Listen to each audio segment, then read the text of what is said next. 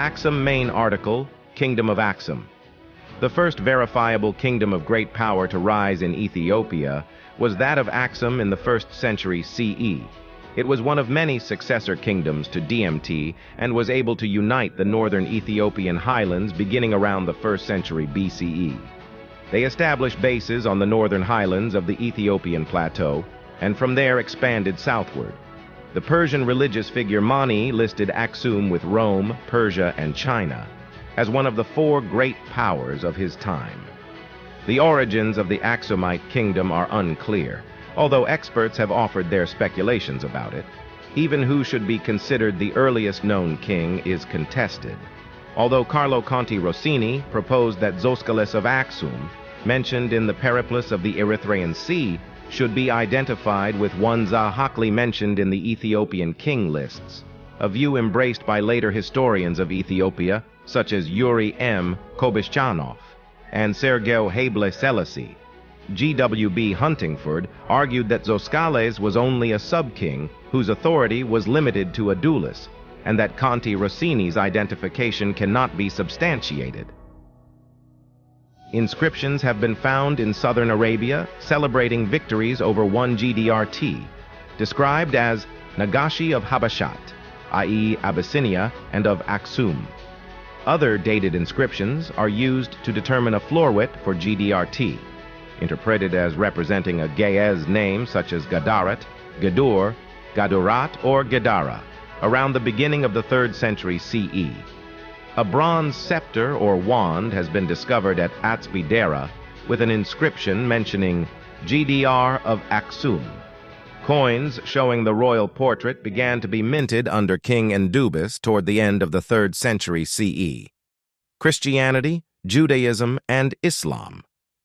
Further information: Christianity in Ethiopia, Beta Israel, and migration to Abyssinia. Christianity was introduced into the country by Frumentius, who was consecrated first bishop of Ethiopia by St. Athanasius of Alexandria about 330 CE. Frumentius converted Ezana, who left several inscriptions detailing his reign both before and after his conversion. One inscription which was found at Axum states that he conquered the nation of the Bogos and returned thanks to his father, the god Mars, for his victory. Later inscriptions show Ezana's growing attachment to Christianity, and Ezana's coins bear this out, shifting from a design with disc and crescent to a design with a cross. Expeditions by Ezana into the kingdom of Kush at Meroe in Sudan may have brought about its demise, though there is evidence that the kingdom was experiencing a period of decline beforehand. As a result of Ezana's expansions, Axum bordered the Roman province of Egypt. The degree of Ezana's control over Yemen is uncertain, though there is little evidence supporting Aksumite control of the region at that time. His title, which includes King of Saba and Salhen, Himyar, and Duraidan, all in modern-day Yemen, along with gold Aksumite coins with the inscriptions King of the Habshat or Habashite, indicate that Axum might have retained some legal or actual footing in the area. Toward the end of the 5th century CE, a group of monks known as the 9 Saints are believed to have established themselves in the country. Since that time, monasticism has been a power among the people, and not without its influence on the course of events. Once again, the Axumite kingdom is recorded as controlling part, if not all, of Yemen in the 6th century CE. Around 523 CE, the Jewish king Du-Nuwas came to power in Yemen, and after he announcing that he would kill all of the Christians, he attacked an Aksumite garrison at Zafar, burning the city's churches. He then attacked the Christian stronghold of Najran, slaughtering the Christians who would not convert to Judaism. Emperor Justin I of the Eastern Roman Empire requested that his fellow Christian Caleb help fight the Yemenite king. Around 525 CE, Caleb invaded and defeated Du-Nuwas, appointing his Christian follower Sumuafa Ashawa as his viceroy. This dating is tentative, however, as the basis of the year 525 CE for the invasion is based on the death of the ruler of Yemen at the time, who very well could have been Caleb's viceroy. Procopius records that after about 5 years, Abraha deposed the viceroy and made himself king, Histories 120. Despite several attempted invasions across the Red Sea, Caleb was unable to dislodge Abraha and acquiesced in the change. This was the last time Ethiopian armies left Africa until the 20th century CE, when several units participated in the Korean War. Eventually, Caleb abdicated in favor of his son Wazeb and retired to a monastery, where he ended his days. Abraha later made peace with Caleb's successor and recognized his suzerainty. Despite this reverse, under Izana and Caleb the kingdom was at its height, benefiting from a large trade, which extended as far as India and Ceylon and were in constant communication with the Byzantine Empire. Details about the history of the Aksumite kingdom, never abundant, became scarcer after this point. The last king of Aksum, who is known to have minted coins, was Arma, whose coinage refers to the Persian conquest of Jerusalem in 614 CE. According to an early Muslim tradition, the Negus Sahama offered asylum to a group of Muslims who were fleeing from persecution during Muhammad's lifetime, 615 CE. But Stuart Munro Hay believes that Aksum had been abandoned as the capital by that time. Although Kobishchanov states that Ethiopian raiders plagued the Red Sea, preying on Arabian ports at least as late as 702 CE. Some people believe that the end of the Aksumite kingdom is as mysterious as the beginning of it is. Lacking a detailed history, the kingdom's fall has been attributed to a persistent drought, overgrazing, deforestation, a plague, a shift in trade routes that reduced the importance of the Red Sea, or a combination of all of these factors. Munro Hay cites the Muslim historian Abu Ja'far al-Khwarizmi, who wrote before 833 CE, as stating that the capital of the kingdom of Habash was Jarma. Unless Jarma is a nickname for Aksum, hypothetically from Ge'ez Girma, remarkable, revered, the capital had moved from Aksum to a new site, yet undiscovered. Zagwe Dynasty main article. Zagwe Dynasty about 1000, presumably c. 960, though the date is uncertain.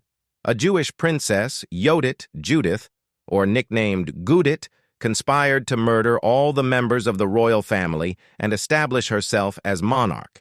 According to legends, during the execution of the royals, an infant heir of the Aksumite monarch was carted off by some faithful adherents and conveyed to Shewa, where his authority was acknowledged. Concurrently, Gudit reigned for 40 years over the rest of the kingdom and transmitted the crown to her descendants. Though parts of this story were most likely made up by the Solomonic dynasty to legitimize its rule, it is known that a female ruler did conquer the country about this time. At one point during the next century, the last of Yodit's successors were overthrown by an Agau lord named Mara Takla Haymanot, who founded the Zagwe dynasty, named after the Agau people who ruled during this time, and married a female descendant of the Aksumite monarchs, son-in-law, or previous ruler. Exactly when the new dynasty came to power is unknown, as is the number of kings in the dynasty. The new Zagwe dynasty established its capital at Roha, also called Adefa, where they build a series of monolithic churches.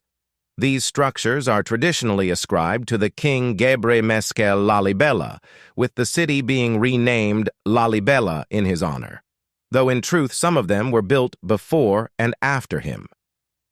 The architecture of the Zagwe shows a continuation of earlier Aksumite traditions, as can be seen at Lalibela and at Yemrahana Krestos Church. The building of rock-hewn churches, which first appeared in the late Aksumite era and continued into the Solomonic dynasty, reached its peak under the Zagwe. The Zagwe dynasty controlled a smaller area than the Aksumites or the Solomonic dynasty, with its core in the Lasta region. The Zagwe seem to have ruled over a mostly peaceful state with a flourishing urban culture, in contrast to the more warlike Solomonids with their mobile capitals. David Buxton remarked that the Zagwe achieved a degree of stability and technical advancement seldom equaled in Abyssinian history. The church and state were very closely linked, and they may have had a more theocratic society than the Aksumites or Solomonids, with 3 Zagwe kings being canonized as saints and one possibly being an ordained priest.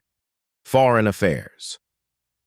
Unlike the Aksumites, the Zagwe were very isolated from the other Christian nations, although they did maintain a degree of contact through Jerusalem and Cairo. Like many other nations and denominations, the Ethiopian Church maintained a series of small chapels and even an annex at the Church of the Holy Sepulchre. Saladin, after retaking the Holy City in 1187, expressly invited the Ethiopian monks to return and even exempted Ethiopian pilgrims from the pilgrim tax.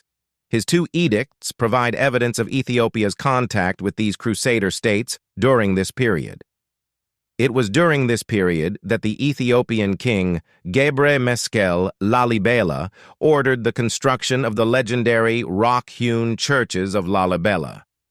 Later, as the Crusades were dying out in the early 14th century, the Ethiopian emperor Wedem Arad dispatched a 30-man mission to Europe, where they traveled to Rome to meet the Pope, and then, since the medieval papacy was in schism, they traveled to Avignon to meet the anti-pope. During this trip, the Ethiopian mission also traveled to France, Spain, and Portugal in the hopes of building an alliance against the Muslim states then threatening Ethiopia's existence. Plans were even drawn up of a 2-pronged invasion of Egypt with the French king, but nothing ever came of the talks, although this brought Ethiopia back to Europe's attention, leading to expansion of European influence when the Portuguese explorers reached the Indian Ocean. Around 1270, a new dynasty was established in the Abyssinian highlands under Yakuno Amlak. With aid from neighboring Makhzumi dynasty, deposed the last of the Zagwe kings and married one of his daughters. According to legends, the new dynasty were male-line descendants of Aksumite monarchs, now recognized as the continuing Solomonic dynasty, the kingdom being thus restored to the biblical royal house. This legend was created to legitimize the Solomonic dynasty and was written down in the 14th century in the Kebra Nagast, an account of the origins of the Solomonic dynasty. Under the Solomonic dynasty, the chief provinces became Tigray, northern, what is now Amhara, central, and Shewa, southern. The seat of government, or rather of overlordship, had usually been in Amhara or Shewa, the ruler of which, calling himself Negusa Negest, exacted tribute, when he could, from the other provinces. The title of Negusa Negest was to a considerable extent based on their alleged direct descent from Solomon and the Queen of Sheba, but it is needless to say that in many, if not in most, cases, their success was due more to the force of their arms than to the purity of their lineage. Under the early Solomonic dynasty, Ethiopia engaged in military reforms and imperial expansion, which left it dominating the Horn of Africa, especially under the rule of Amda Seyon Asurs. There was also great artistic and literary advancement at this time, but also a decline in urbanization, as the Solomonic emperors didn't have any fixed capital, but rather moved around the empire in mobile camps. Under the early Solomonic dynasty, monasticism grew strongly. The abbot Abba Ewostatewos created a new order called the Ewostathians, who called for reforms in the church, including observance of the Sabbath, but was persecuted for his views and eventually forced into exile, eventually dying in Armenia. His zealous followers, also persecuted, formed isolated communities in Tigray. The movement grew strong enough that the Emperor Dawit Thur, after first trying to crush the movement, legalized their observance of the Sabbath and proselytization of their faith.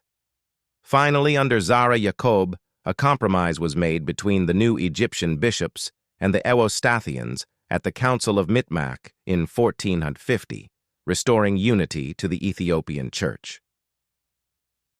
In around 1380, Dawit Thawai campaigned against Egypt, reaching as far north as Aswan.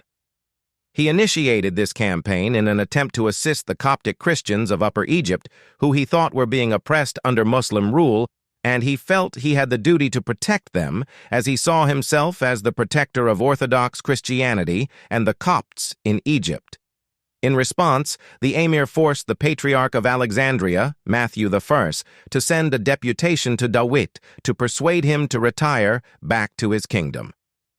There seems to be little or no doubt that, on the eve of the advent of the Burji dynasty of Mamluk Egypt, King Dawit had in fact led his troops beyond the northern frontiers of his kingdom, and created much havoc among the Muslim inhabitants of the area who had been within the sphere of influence of Egypt since the 13th century.